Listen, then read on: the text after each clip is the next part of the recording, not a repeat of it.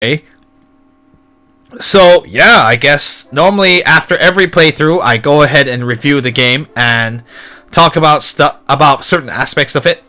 Usually, my reviews are divided into story because for RPGs are primarily the focus of the stream. We do it by story, graphics, sound, and gameplay. So, and also we're gonna take into account this review is going to have to be a bit interesting. We're going to have to take into account that the game was originally made in 1986, but also compare to port or this remake of the game to 2019 standards. So I will be talking a little bit about that as well. But first, we're going to go ahead and go with the story. And you get to hear the nice Dragon Quest Overture. So, well, let's go ahead. We also have to take into account its status as basically the very, very first Japanese RPG as we really know it as well. So we're going to have the historical backdrop as well while I talk about the review. So let's go ahead and start with the story. It's really nothing exceptional, but keep in mind that this is the very first like actual story for a Japanese RPG, so it's very, very simple. Essentially, it's kind of like just a way to get the player to get into the game and have a goal in mind. So you have basically two goals in this story. So basically, you're trying to save the realm of that was saved. So basically, you're the descendant of the hero Erdrick.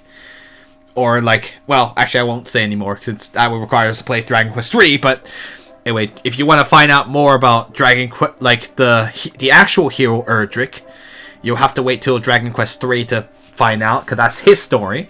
But in the meantime, so you're the descendant of the hero Erdrick, and you have entered the realm of, and you have the kingdom of Tantagel is where you're kind of like financed from.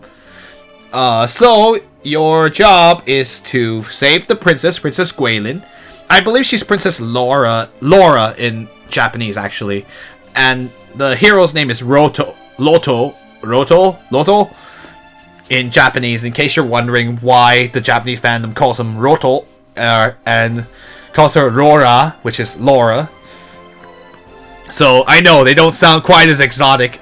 Those names were changed to be more in line with the medieval theme they were trying to go for. So those are actually the names from the NES version.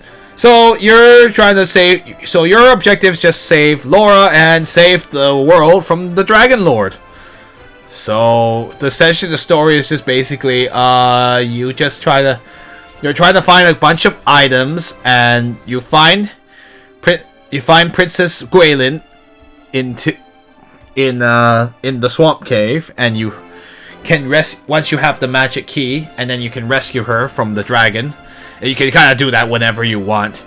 And after that, you just do a bunch of stuff, get a bunch of items, and then you go lop off the dragon, kill the Dragon Lord. Laura Bailey. I'm just kidding. The voice actress. So once you rescue the princess, then you go to the Dragon Lord's castle and beat him up and save the world. And once you've saved the world, you get the choice. You refuse to take over the kingdom and decide, I'm gonna find a place and rule on my own. And that's that.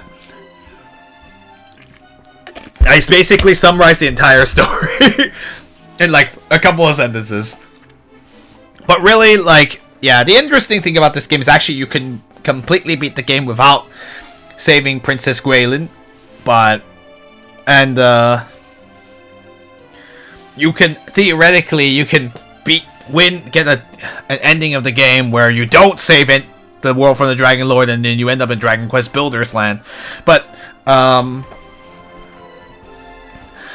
yeah, so that's basically it. Very simple story. It was like one of the first things. Is it the most amazing story ever? No.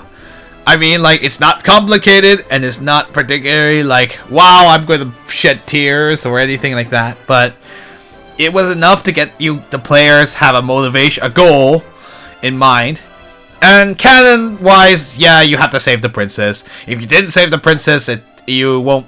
It's not canon because Dragon Quest II proves that you had to have the princess there, or else it's not gonna happen. Dragon Quest II would not be able to happen. So yeah, it's kind of nice that this is kind of like the basis of the first trilogy of games, Dragon Quest 1, 2, and 3. I believe the stories get a little more complicated as you go through 2 and 3, but it's certainly not as much as later ones. But anyway, that's all I have to say about Dragon Quest 1 story. It's simple. It's super simple. It's from the 80s, so it is definitely made at a different time where it wasn't about complex narratives. It's more about like just giving the player an incentive to do things. Let's see. So let's go to graphics. So I mean, Toriyama's work is still very much visible in this version of the game. Like, is it an improvement over previous games in this the previous ports? So it is definitely an improvement over the NES. I mean, the Famicom. Like, those were with limited color palettes, and it certainly doesn't look as nice as it does. But I don't know, like, one of the things that is kind of interesting is that I do like the fact that they made things a little more obvious of how to walk over things, but I'm kind of disappointed a little bit about how the frame rate's kind of a big issue in this game, which is kind of weird because it shouldn't be. The game runs on, like, the weakest smartphones possible, and so this is actually a port of the mobile version, but for some reason this game isn't smooth, so when it scrolls it's really choppy, and it's kind of bothersome. I mean, I got used to it, and it's not game breaking, but it's just weird because they made like this is probably going to be like the first introduction of the game to a new generation of game players. And this is because this port is so new. This was actually released literally a few weeks ago. So it's kind of unfortunate that they did not spend the effort to, like, I'm expecting things from 2019. I'm like, look, I'm not expecting a full 3D remake, but at the very least there should have been some things to make things better. Like, the monster illustrations are really, like, kind of smooth and high res compared to the sprite work, which is kind of weird too. So there's this weird inconsistency with art direction as well. And, like, it's not bad. It's just, like, it is, you can tell, like, it's still, like, Toriyama's work.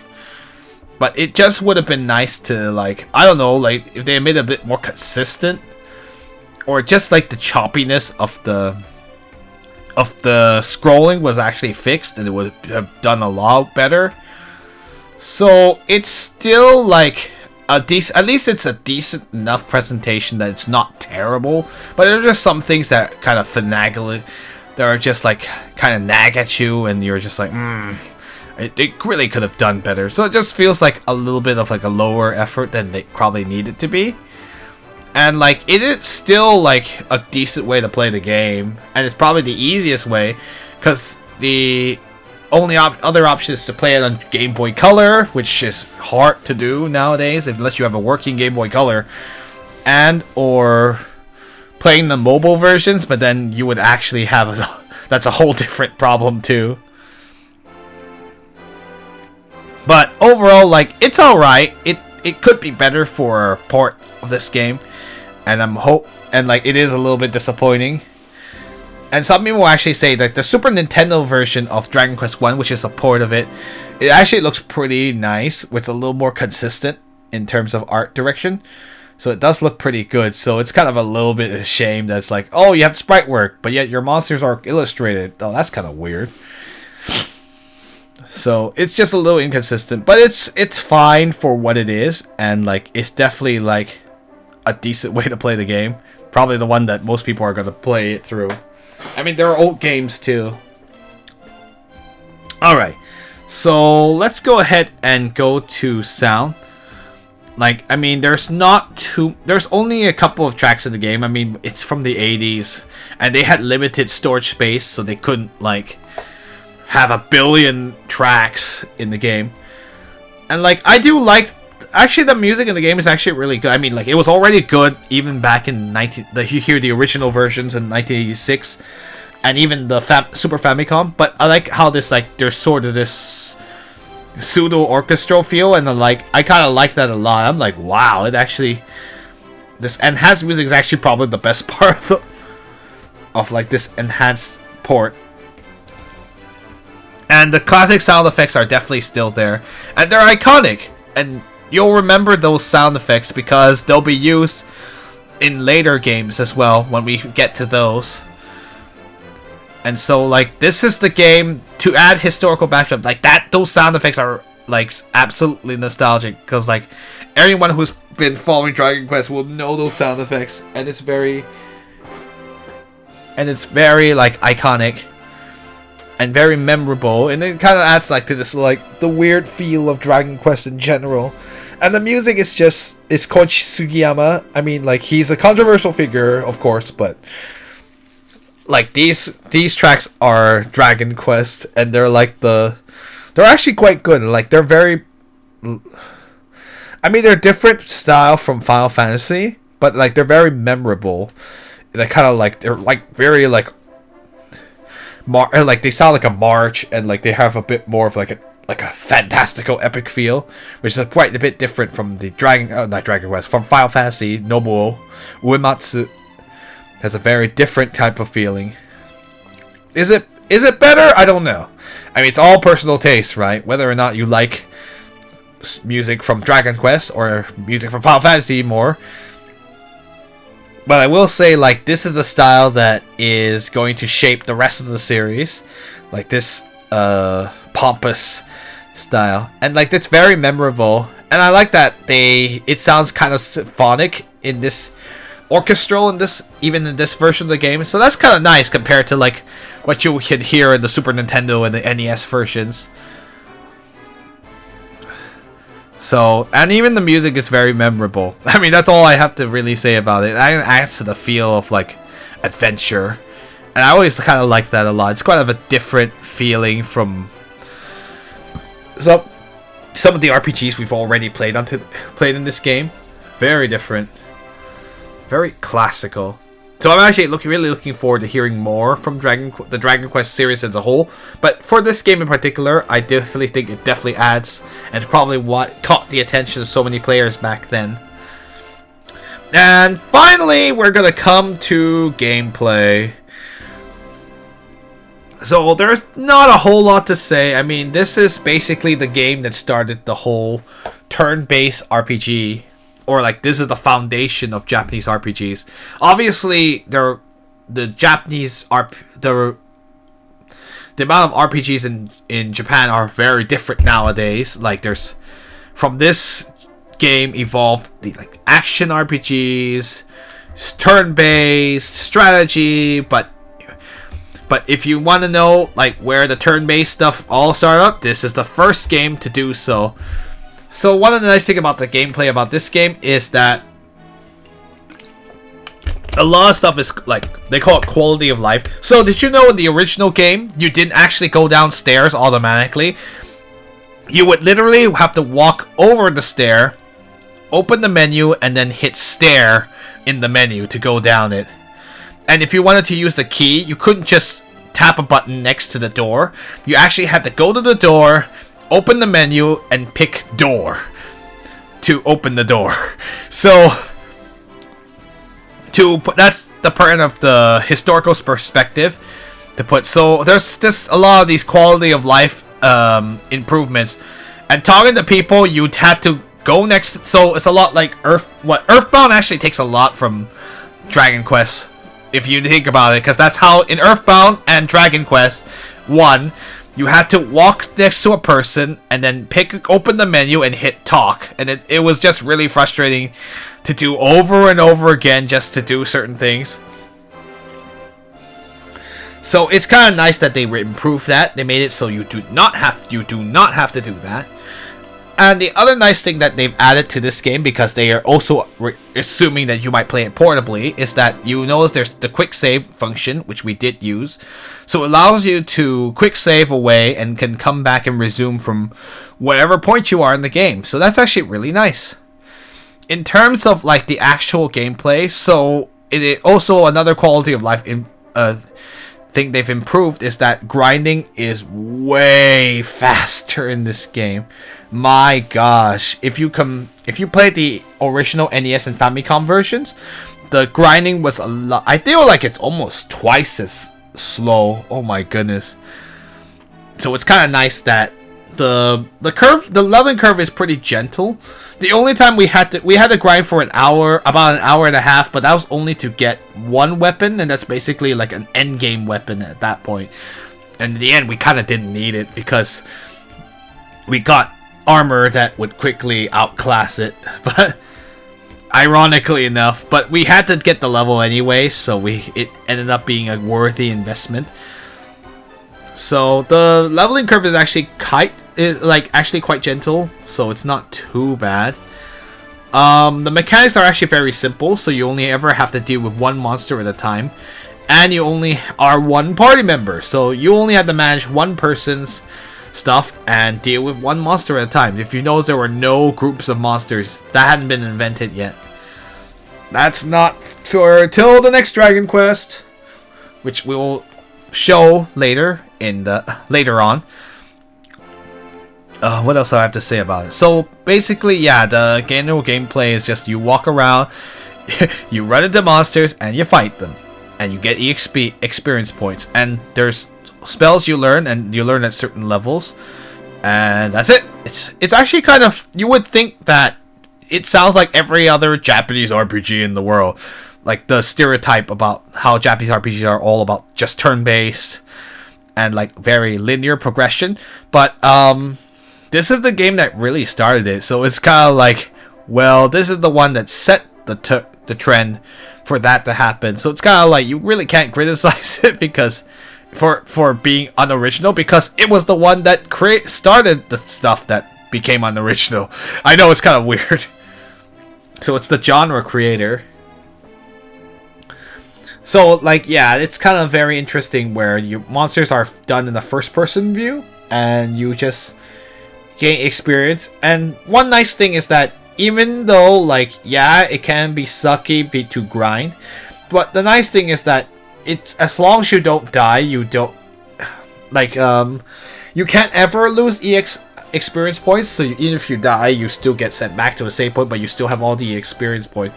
So basically, the real major penalty is just losing all the money. That hurts.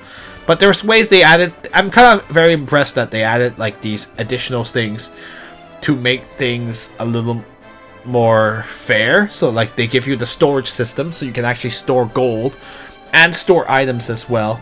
So even if you, so like I guess if you gained a bit of money, you can always store the money so you don't lose it when you die. So it's actually kind of neat that they allow you that option.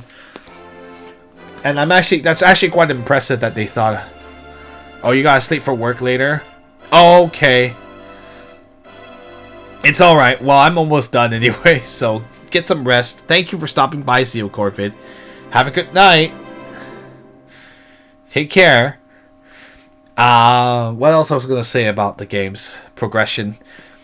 And yeah, like, their monsters, like, the game's actually quite open-ended, so you can actually go and tell their monsters are way too strong. So it's kind of interesting. They want to make it feel like an adventure, so you can actually go to the towns in any order you want, but generally you want to kind of follow the order because most likely you can't get past the monsters that are around certain towns unless you're a certain level. So I guess the only thing I have to mention is that really for this game you're gonna need a guide.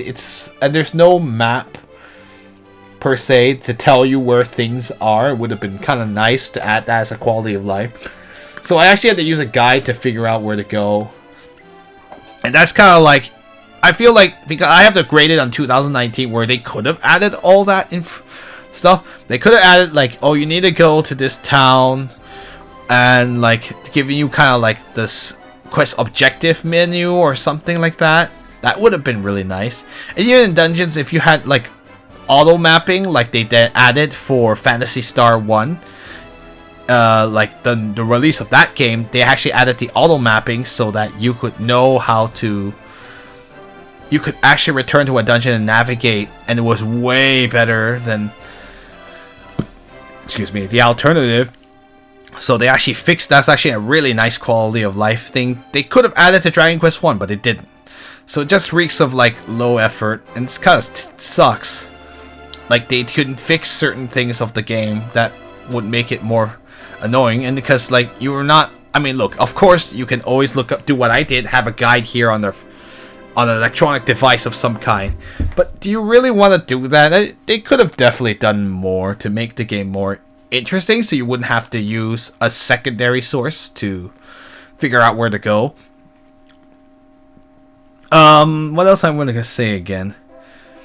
Yeah, so the dungeon design is kind of whatever. It was designed to be like, you can explore it a bit, but like there are some places where you can end up with dead ends, and it kind of sucks. And like they're complete dead ends. They have nothing in them, so they're a complete waste of time. So the only reason we didn't encounter them too much is because I had a guide to tell me that to avoid them. And yeah, it would have been like nice to have these extra features. And even there's no auto grinding, so a lot of, and this is not like unique to this game, because like in a bunch of Square Enix games that like Octopath and Bravely Default, Traveler Bravely Default, or games that are very similar system-wise to Dragon Quest, they have auto grind. So it's auto battle. So you can actually grind on low-level monsters very, very quickly, and you can just move around with the controller. And like it was actually so convenient that someone I knew, like he would work, and then in his other hand he would just be like pushing left right on the D-pad like it was a fidget spinner, but he was actually grinding his party members to an insane amount high level. And it was actually really cool that he had that option too, because of auto battle. And this game really could have used auto battle for some of the weak monsters, but oh well, they couldn't bother adding that, so that's kind of unfortunate. Otherwise, yeah, the dungeon design is kind of whatever. It's basically a lot of stuff that could have made some of the more frustrating aspects better would have been nice. But otherwise, I don't think it's, with a guide and like, you could probably make do with it. And like, you could still have a good time. And there's something nice about the simplicity about the whole battles, how things work in Dragon Quest. Like, there's no like complicated synthesis trees. You don't have to think about like 50,000 skill trees. You don't have to manage 50,000 items, and like it's kind of nice where things are just simple. And it kind of goes back to like the core of what makes RPGs fun, like the sense of progression and the sense of like an adventure, and like the simple story. And like it's kind of nice that it's so simple, and like you just don't have to get overwhelmed by 10,000 billion choices.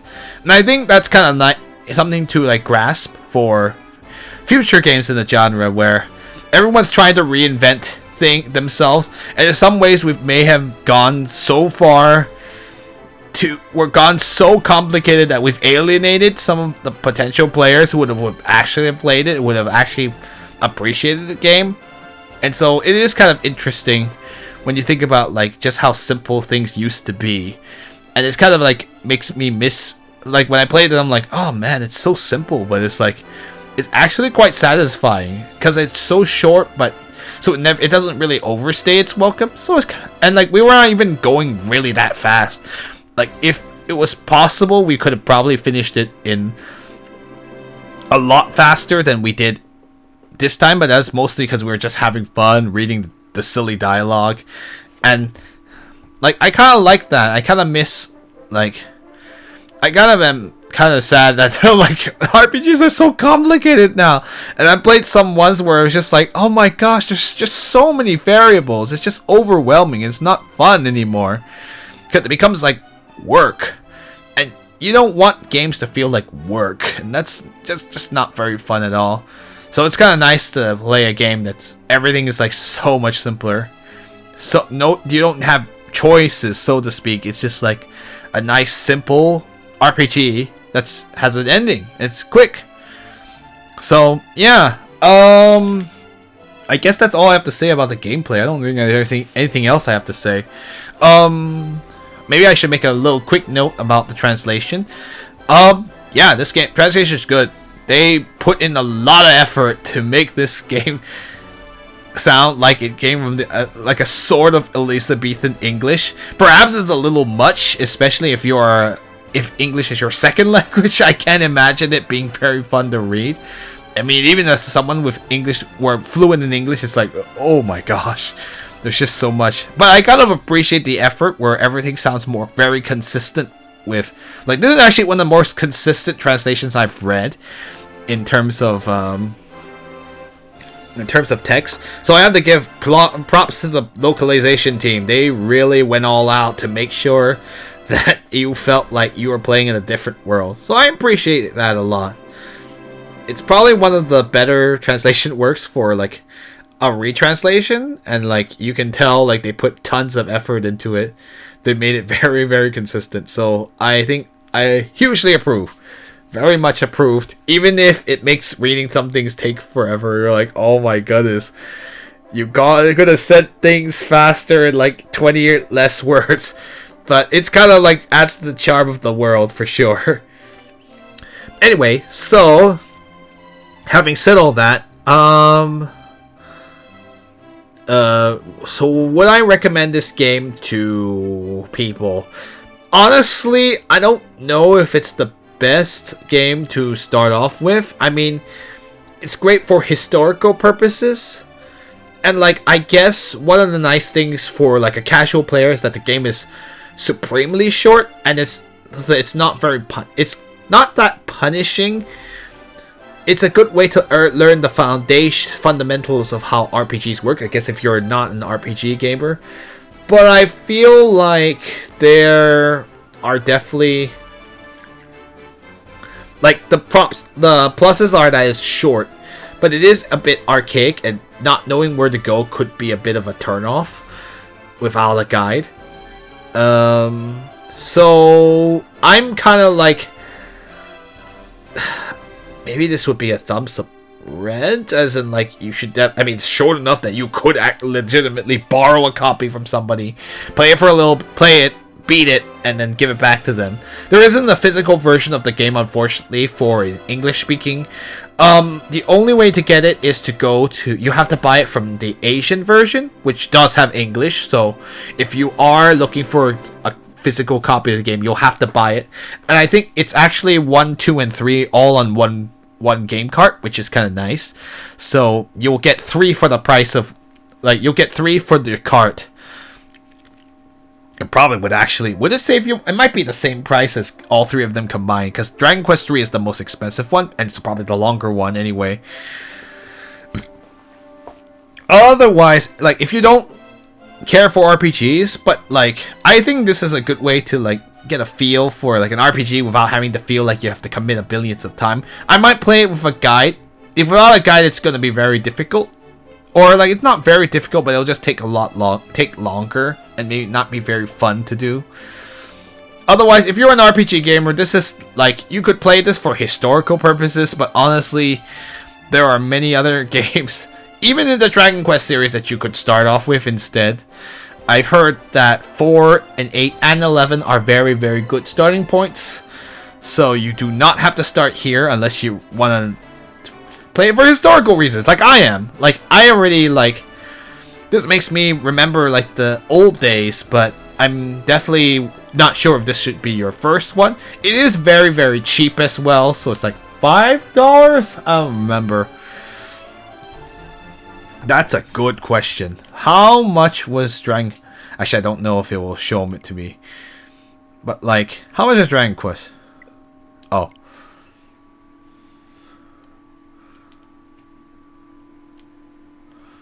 Well, we could actually look at the shop really quick. But anyway, like, it's very, very cheap. So it's also very low investment. So there you go. You could definitely give it a try. So yeah, I would recommend it with conditions. And like there may be better choices that you could do, but this is nice just to see the history of how everything started. So yay, Dragon Quest 1. And I guess that's the end of the review. I don't really have anything more to say about the game.